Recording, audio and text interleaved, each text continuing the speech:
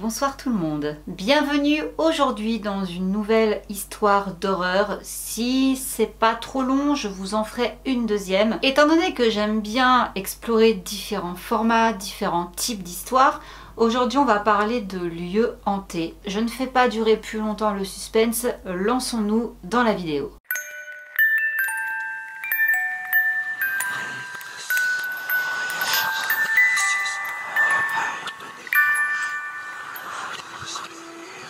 Et on commence avec le sanatorium de Waverly Hills. Waverly Hills est réputé pour être l'hôpital le plus hanté des États-Unis. C'est un hôpital qui est réputé pour avoir un passé assez sanglant, mais également pour être le théâtre d'événements paranormaux. À la base, ce sanatorium était en fait une école. À l'origine, c'est le major Thomas Hayes, j'espère que ça se prononce comme ça, qui a acheté un terrain, donc il n'y avait rien du tout à ce moment-là, pour y faire construire une demeure. Donc ce terrain, acheté pour y construire sa demeure familiale, était situé au sud-ouest de Louisville, dans le Kentucky, au sommet d'une colline. Étant donné qu'il n'y avait pas d'école dans cette région, du moins à proximité d'où il avait fait construire sa demeure, il décida d'en ouvrir une pour que ses filles puissent avoir une éducation normale, et il fit appel à Madame Lizzie Lee Harris, qui l'embaucha donc comme professeur, et ils baptisèrent cette école Waverly Hill. Et là, petite parenthèse d'histoire pour comprendre par la suite pourquoi cette demeure va changer.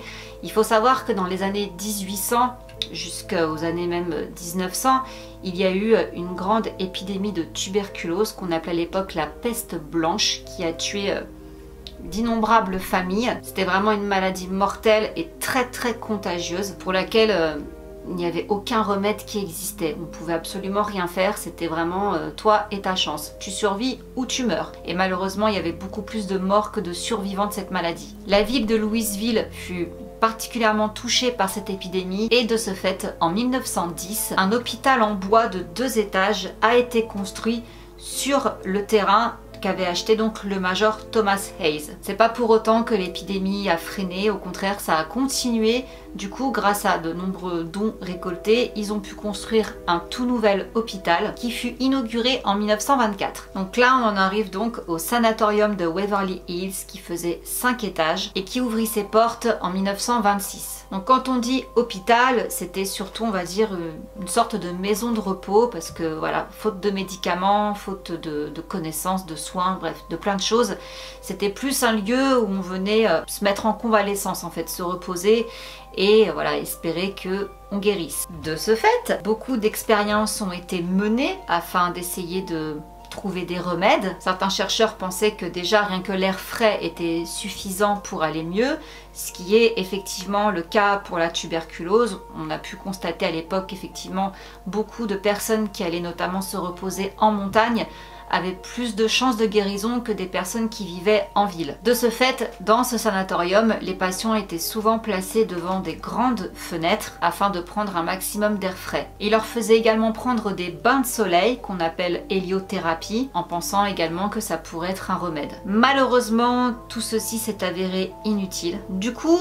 ils ont commencé à mettre en place des méthodes beaucoup plus contestables et contestées, et beaucoup plus douloureuses et sanglantes. Ils ont notamment testé la thoracoplastie, qui consiste en fait à scier des côtes pour que les poumons puissent se dilater. Oui, ça existe. Je ne savais pas, je l'ai appris également pour les recherches de cette vidéo. Et pour vous dire à quel point ça a marché, cette méthode barbare, seulement 5% des personnes qui ont subi cette curieuse méthode ont survécu. Du coup, il fallait bien se débarrasser des morts, qui ont été assez nombreux.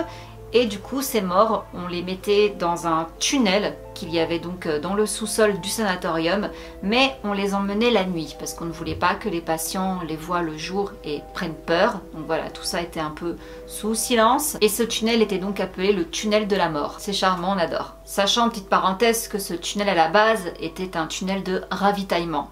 N'était pas prévu à cet effet. Alors il n'existe pas de rapport officiel sur le nombre de morts, mais on peut avoir plus ou moins une certaine estimation quand on cherche sur internet. A priori, on parlerait d'une dizaine de milliers de morts. En 1961, Waverly Hills ferme ses portes pour les rouvrir un an plus tard sous le nom de... Alors attendez, il faut que je le lise.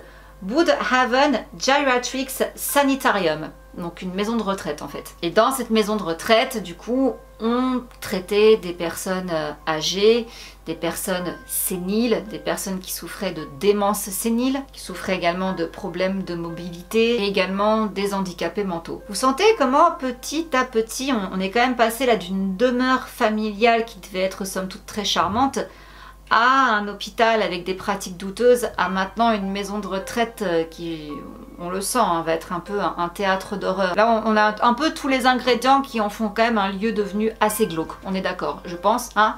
On est d'accord. Et comme toute maison de retraite, hélas, en tout cas pour l'époque, on est dans les années 60 comme je vous dis, eh bien, personnes âgées, problèmes de démence, problèmes mentaux, qu'est-ce qui suit après ? Des expériences menées dessus, bien sûr. Donc là, il a commencé à avoir beaucoup de rumeurs qui circulaient sur des maltraitances. Certaines de ces rumeurs se sont avérées fausses, tandis que d'autres se sont malheureusement avérées vraies. On parle par exemple de la thérapie par électrochoc, très connue à cette époque-là. Et l'État décide donc de fermer seulement en 1982 l'établissement. En 2001, Tina et Charlie Mattingly rachètent Waverly Hill, qui était donc resté à l'abandon depuis sa fermeture en 82. Donc ils deviennent les heureux propriétaires de ce que maintenant tout le monde appelle la maison hantée. Pourquoi donc cette réputation? Parce que donc durant le temps où Waverly Hill a été un hôpital, il a commencé à avoir des histoires de fantômes qui ont circulé et notamment des choses paranormales qui se seraient passées dans cet hôpital. Ça a fait du bruit, ça a commencé à attirer du monde, du coup certaines personnes sont venues justement visiter pour essayer de relever des indices, mais également des spécialistes du paranormal qui sont venus donc étudier ce fameux ancien sanatorium. Et donc selon les témoignages de ces visiteurs, il y a bien eu des phénomènes paranormaux qui ont été relatés. Par exemple, dans ce fameux tunnel de la mort, on peut entendre des bruits, des voix et également y apercevoir de la lumière alors que les ampoules sont cassées. Au 3e étage, le fantôme d'une petite fille nommée Mary Lee se baladerait a priori dans les couloirs. Certains disent l'avoir vue jouer avec une balle, d'autres disent avoir entendu le bruit du rebond d'une balle. Il y a également le fantôme d'un autre enfant appelé Timmy qui circulerait dans cet hôpital avec une balle en cuir. Mais la légende la plus célèbre de Waverly Hill est celle liée à la chambre 502 située au 5e étage de l'établissement, qui est l'étage où on plaçait les patients gravement atteints de tuberculose et mentalement aliénés. D'après les récits, il y aurait une infirmière de 29 ans qui aurait été retrouvée morte dans cette chambre en 1928. Elle se serait suicidée en se pendant alors qu'elle était enceinte. Et ce n'est pas la seule tragédie qui se soit déroulée dans cette fameuse chambre 502. En 1932, c'est encore une infirmière qui cette fois-ci sautera par la fenêtre. Et quant aux visiteurs qui se baladent à cet étage-là, ils ressentent quelque chose d'oppressant. Une ambiance froide, comme si qu'il y avait un léger vent froid qui passait. Et ils disent aussi avoir vu des ombres dans le couloir en train de se déplacer et leur crier « Sortez !». Certains disent aussi avoir carrément vu les fantômes des 2 infirmières mortes. Donc vous pensez bien qu'un lieu avec une telle réputation a forcément inspiré certains cinéastes. Il y a en 2005 le film Death Tunnel qui est inspiré donc de Waverly Hill. En 2006, c'est un documentaire qui sort appelé Spooked, les fantômes de Waverly Hill. Et dans ce documentaire, on peut justement retrouver des témoignages d'anciens patients et personnels de l'hôpital, avec également des archives et des vidéos. Je pense que ça doit valoir le coup d'œil. Je n'ai pas encore été regardée, mais c'est sur ma liste. Donc encore une fois, il n'y a rien de réellement acté, il n'y a pas de faits probants, de faits d'explications scientifiques sur tout ça.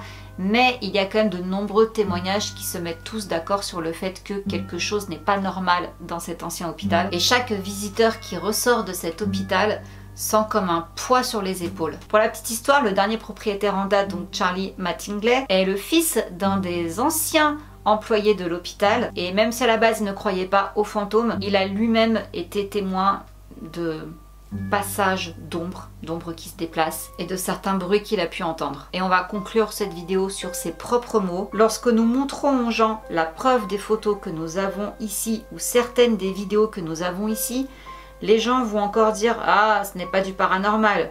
Eh bien d'accord, Mais pourquoi cela arrive-t-il autant ici? Expliquez-moi cela. Voilà donc pour l'histoire de Waverly Hills. J'espère qu'elle vous aura plu. Est-ce que vous connaissez ce lieu? Qu'est-ce que vous en pensez? Dites-moi tout ça en commentaire. Écoutez, je vais m'arrêter là. Merci encore d'avoir passé ce moment avec moi. J'espère qu'il vous a plu. Je vous fais plein de gros bisous et je vous dis à très vite. Mouah.